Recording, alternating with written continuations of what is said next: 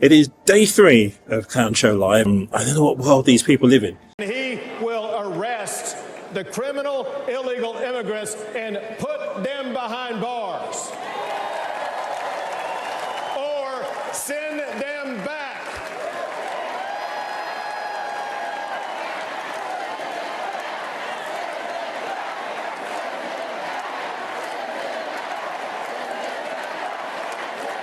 How does it relate to our everyday world? That's the thing, because the subjects they're talking about, well, you try and do the connection. It's like dot to dot with your eyes closed. Promise you. Every single evening this week, the Republican National Convention is printing signs for delegates and attendees to wave. And tonight's sign is very revealing of where the party is right now. It says mass deportations now. Mass deportations now. That is the kind of policy that is alarming, even cruel, even un-American to folks on the left. And that is the intended effect. Someone I spoke to just a moment ago said it's going to make heads explode. And you may wonder, is that where the Republican Party is today? I did a little digging. I can tell you from my reporting during the primary season talking to voters, the answer is absolutely yes. And the answer from pollsters is absolutely yes. 3 out of 4 Republicans want immigration to decline in America, and they believe that immigration brings in drugs, brings in crime, and makes the economy worse, even, quote, reduces social and moral values. On top of that, a full 80% of Republicans, according to CBS News' own polling, agree with Donald Trump when he says that illegal immigration is poisoning the blood of the country, one of his most explosive phrases. When you think about the journey that the Republican Party has taken from the party of George W. Bush and his efforts to reform immigration in this country, some of his primetime addresses about America's history as a country of immigrants, to where we are now, it is quite a journey and something we'll be chewing over not only this evening, but I think for years to come. Biography, because I've been so struck, not just by what we've heard, Kristen, but what we have not heard this whole week.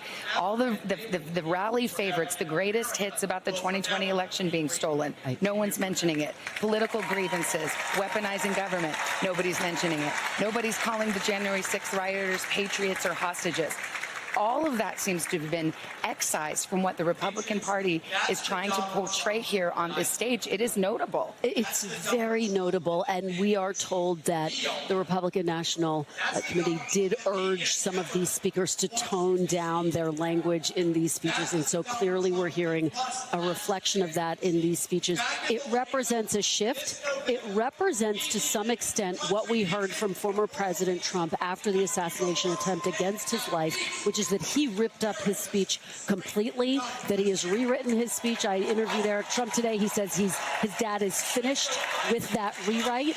He has said it will be a call for unity. Now, we're not exactly hearing that in every speech, but you're absolutely right, Savannah. It is so notable that these speeches are toned down and devoid of some of that typical red meat that you hear from former President Trump and from his allies. To expand beyond just the base. They'll need to get past the base. It's a recognition that they want to reach out to those suburban voters, that they want to reach out to those who aren't necessarily in the Republican tent right now, that former President Trump feels confident his base is always going to be there. But this is really the first time we've tried to see him soften his edges. We saw that in some of the speeches last night where Governor Sarah Huckabee Sanders, who served as his press secretary, talked about him as a grandfather, as a father. Laura Trump, his daughter-in-law, did the same.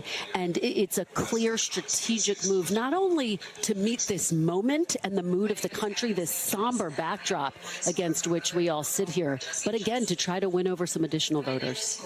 Mr. Speaker, as a daughter of Selma and a representative of Alabama's Civil Rights District, the fight for voting rights is very personal to me. It was in Selma where hundreds of foot soldiers like John Lewis shed blood on a bridge for the equal right of all Americans to vote. They marched, they bled, they prayed, and some even died for the right to vote. Mr. Speaker, the legislation before us today makes a mockery of their legacy. House Republicans' so-called SAVE Act is a dangerous, anti-democratic bill that would do nothing to protect our elections. Where our colleagues across the aisle claim that this bill will prevent non-citizens from voting, we know that it is already illegal for non-citizens to vote in federal elections. In fact, under current law, non-citizens would face up to 5 years in prison for attempting to vote in federal elections and even risk being deported. In reality, this legislation would purge thousands of eligible voters from the rolls, including Americans who recently got married or changed their last names, and those with military and tribal IDs. Americans should see this bill for what it is, a cynical attempt to sow doubt in the minds of voters about the integrity of our elections. It is yet another attempt to fan the flames of election denial by the same extremists who brought us the January 6th insurrection. Mr. Speaker, we are elected officials who should be fighting to protect and expand access to the ballot box, not restrict it. We should be working to advance the progress made by the civil rights and voting rights movement rather than rolling it back. But let's be clear. The biggest threat to our election is not non-citizen voting. It is the lack of federal oversight, which has allowed the states to advance hundreds of new laws and new bills, making it harder for Americans to vote.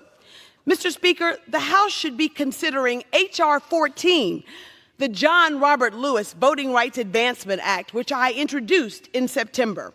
H.R. 14 will restore federal oversight. It would establish a new formula to protect and prevent states with a recent history of voter discrimination from restricting voter access. In doing so, it will protect access to the ballot box for every eligible American.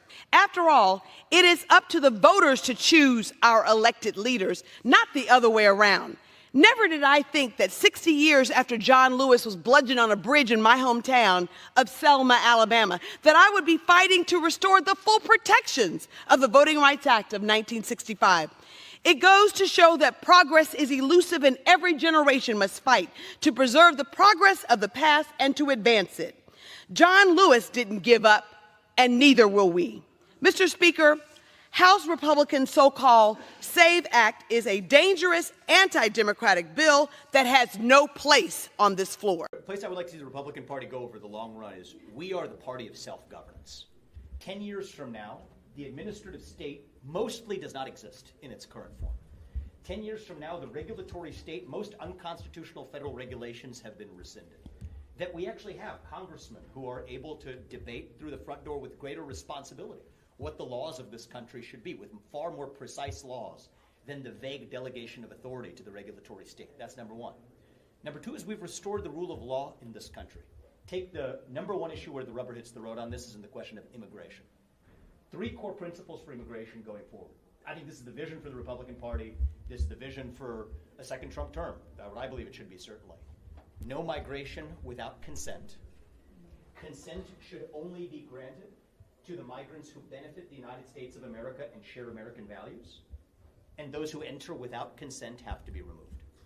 3 simple principles say that because I think most Americans agree with this.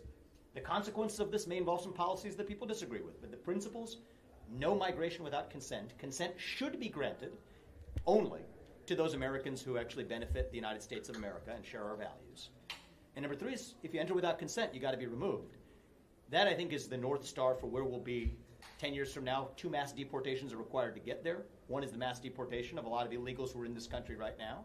And the second is the mass deportation of many federal, probably millions of federal bureaucrats out of Washington, D.C. Mass deportations now. Mass deportations now.